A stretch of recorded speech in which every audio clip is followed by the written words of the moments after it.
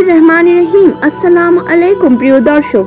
একদিন বিশ্বনবী সাহাবীদের মজলিসে দাঁড়িয়ে যুদ্ধের জন্য ফান্ড কালেকশন করছিলেন। তখন নবীজি সমস্ত সাহাবীদের উদ্দেশ্যে লক্ষ্য করে বললেন, কে আছে যে যুদ্ধের জন্য আল্লাহর রাস্তায় দান করবে? তখন হযরত উসমান গনি রাদিয়াল্লাহু তাআলা আনহু সাথে সাথে হাত তুলে বিশ্বনবীকে বললেন, ইয়া রাসূলুল্লাহ, আমি 100 উট আল্লাহর রাস্তায় দান করলাম।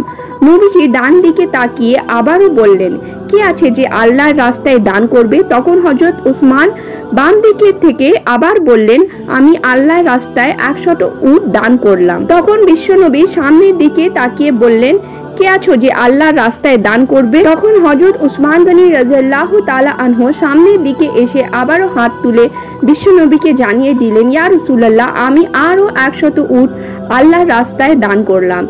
এরকম করে বিশ্বনবী 6 বার ঘোষণা দিলেন, আর 6 বারই হযরত উসমান গনি রাদিয়াল্লাহু তাআলা আনহু 100 উট আল্লাহর রাস্তায় দান করলেন।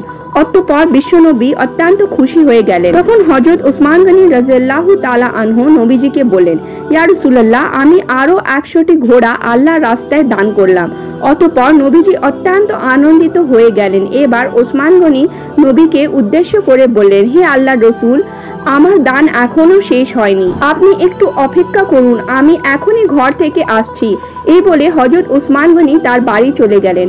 ঘরের ভেতরে গিয়ে উসমান গনি একটি রুমাল নিয়ে তার স্ত্রীকে উদ্দেশ্য করে বললেন, এই ঘরের মধ্যে যত স্বর্ণ অলংকার মুদ্রা যা আছে সবকিছু এই রুমালের মধ্যে রেখো। হযরত উসমান গনি রাদিয়াল্লাহু তাআলা আনহু বড় ব্যবসায়ী ছিলেন। তার স্ত্রী তাকে জিজ্ঞাসা করলেন, কোনো বড় মহাজন পেয়েছো নাকি, এত কিছু পুঁজি খাটাচ্ছ? তখন হযরত উসমান গনি রাদিয়াল্লাহু তাআলা আনহু জবাব দিলেন, হ্যাঁ, আজকের মহাজন সবচাইতে বড় মহাজন, আজকে জান্নাত পাওয়ার জন্য পুঁজি খাটাচ্ছি। এরপর তিনি আল্লাহর নবীর দরবারে এসে পৌঁছলেন।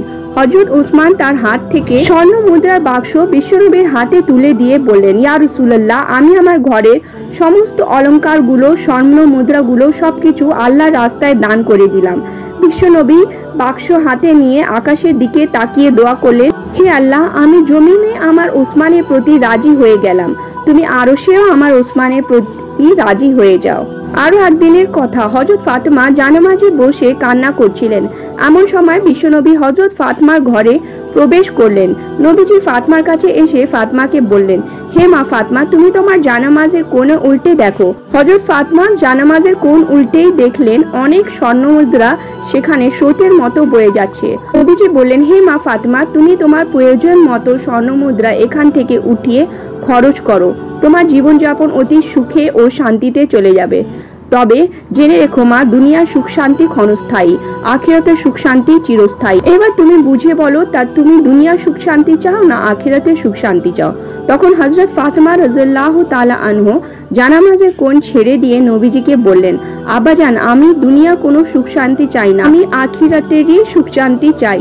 তখন বিশ্বনবী বললেন, মা, তোমার এই উত্তরে আমি অত্যন্ত খুশি হয়েছি। নিশ্চয়ই আমার আল্লাহ রাব্বুল আলামিন খুশি হয়েছেন। কাল হাসরের ময়দানে তুমি হবে সমস্ত জান্নাতি মহিলাদের সর্দারিনী। বিশ্বনবীর মুখে এই কথা শোনার পর হযরত ফাতেমা রাদিয়াল্লাহু তাআলা আনহু বিস্মিত হয়ে নবীকে জিজ্ঞাসা করলেন, আব্বাজান, আমি যদি কাল হাসরের ময়দানে সমস্ত জান্নাতি মহিলাদের সর্দারিনী হই, তাহলে বিবি আসিয়া, বিবি মরিয়ম এবং বিবি হাজরা কি হবে? তখন বিশ্বনবী বললেন, মা, বিবি আসিয়া, বিবি মরিয়ম এবং বিবি হাজরা সম্মানিত নারী এবং আল্লাহর প্রিয় বান্দি। কিন্তু মনে রেখো মা, দুনিয়ার শুরু থেকে কিয়ামত পর্যন্ত যত নারী জান্নাতীবাসী হবে, তুমি হবে সমস্ত নারী কুলের সর্দারিনী। নবীজির মুখে এইসব কথা শোনার পর হযরত ফাতেমা রাদিয়াল্লাহু তাআলা আনহু আনন্দে আত্মহারা হয়ে উঠলেন। আল্লাহর দরবারে শুকরিয়া আদায় করতে থাকলেন। অনুরূপভাবে আরো একদিনের ঘটনা।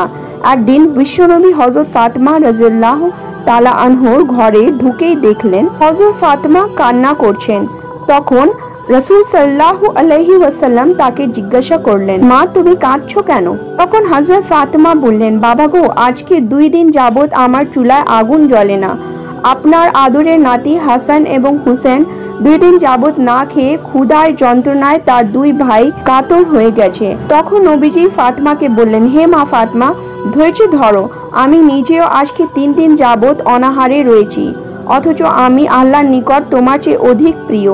আমি যদি আল্লাহর কাছে চাই তাহলে আল্লাহ রাব্বুল আলামিন আমাকে দুনিয়ার ধন সম্পদ সবকিছু দেবেন, কিন্তু দুনিয়ার ধন সম্পদ নিয়ে আমি কি করব? জেনে রেখো মা, যাদের দুনিয়াতে বেশি ধন সম্পদ রয়েছে তাদের হাসরের ময়দানে বেশি হিসাব দিতে হবে। দুনিয়াতে যাদের ধন সম্পত্তি কম থাকবে পরকালে তাদের সহজ হিসাব হবে।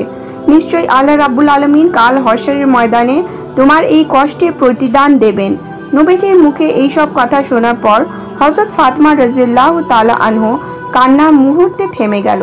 তারপর হযরত মুহাম্মদ সাল্লাল্লাহু আলাইহি ওয়াসাল্লাম হযরত আলী রাদিয়াল্লাহু তাআলা আনহু এবং হযরত ফাতেমাকে উদ্দেশ্য করে বললেন, তোমাদেরকে আমি একটি আমল দিয়ে যাচ্ছি। এই আমল নিয়মিত পাঠ করলে আল্লাহ রাব্বুল আলামিন তোমাদের ঘরে অনেক রহমত বরকত দান করবেন, তোমাদের অভাব দূর হয়ে যাবে। তখন হযরত ফাতেমা নবীজিকে বলেন, ইয়া রাসূলুল্লাহ, আপনি আমাদেরকে সেই আমলটি শিখিয়ে দিন। তখন বিশ্বনবী তাদেরকে বললেন, তোমরা প্রতি 5 ওয়াক্ত নামাজের পর 33 বার সুবহানাল্লাহ, 33 বার আলহামদুলিল্লাহ এবং 34 বার আল্লাহু আকবার পাঠ করবে। এই বলে বিশ্বনবী ফাতেমার ঘর থেকে বের হয়ে গেলেন। আর কিছুদিন পর হযরত আলী রাদিয়াল্লাহু তাআলা আনহু কিছু সাহাবীদের কাছে গিয়ে বলতে লাগলেন, আমি আল্লাহর নামে শপথ করেছি, বিশ্বনবী যেদিন থেকে আমাকে এই আমল শিখিয়ে দিয়ে গিয়েছেন সেদিন থেকে আমার ঘরের সমস্ত অভাব দূর হয়ে গিয়েছে। একদিন আজরাইল আলাইহিস সালাম নবীজির কাছে এসে নবীজিকে সালাম জানালেন এবং বললেন, ইয়া রাসূলুল্লাহ, আপনার জান কবজ করার জন্য এসেছি। আল্লাহ রাব্বুল আলামিন আমাকে আপনার কাছে পাঠানোর আগে আমাকে হুকুম করেছেন, যদি আপনি অনুমতি দেন তাহলে যেন আপনার জান কবজ করি, আর যদি অনুমতি না দেন তাহলে আমি যেন চলে যাই। তখন নবীজি হযরত আজরাইলকে বললেন, ভাই আজরাইল, আমার আল্লাহ তোমাকে পাঠিয়েছেন, আমি কি করে তোমাকে অনুমতি না দিই? কিন্তু ভাই আজরাইল, আমার মনে বড় দুঃখ, আমি দুনিয়া থেকে চলে যাওয়ার পর আমার গুনাহগার উম্মতের কি হবে? তখন আল্লাহ রাব্বুল আলামিন হযরত জিবরাইল আলাইহিস সালামকে দিয়ে নবীজির কাছে ওহী প্রেরণ করে পাঠিয়ে দিলেন। তখন জিবরাইল আলাইহিস সালাম এসে রাসূল সাল্লাল্লাহু আলাইহি ওয়াসাল্লামকে বললেন, ইয়া রাসূলুল্লাহ, আল্লাহ রাব্বুল আলামিন বলেছেন যে আপনার যাওয়ার পর সমস্ত গুনাহগার উম্মতের সমস্ত জিম্মেদারি আল্লাহর নিজের জিম্মেদারি হয়ে যাবে। এমন সুসংবাদ পাওয়ার পর নবীজি অত্যন্ত খুশি মনে হযরত আজরাইল আলাইহিস সালামকে লক্ষ্য করে বললেন, আজরাইল, আমার মনে আর কোনো দুঃখ নেই, এবার তুমি তোমার কাজ সম্পন্ন করতে পারো। কিছুক্ষণ পর বিশ্বনবী দুনিয়া থেকে বিদায় হয়ে গেলেন। 2 দিন পর নবীজির দাফন কাফনের কাজ শেষ করে হযরত আবু বকর রাদিয়াল্লাহু তাআলা আনহু বাড়ির দিকে রওনা হচ্ছিলেন। পথ মধ্যে তিনি দেখতে পেলেন ইবলিস শয়তান দাঁড়িয়ে দাঁড়িয়ে কান্না করছে। তখন হযরত আবু বকর রাদিয়াল্লাহু তাআলা আনহু ইবলিসকে লক্ষ্য করে বললেন, হে ইবলিস, তুমি কেন কাঁদছো?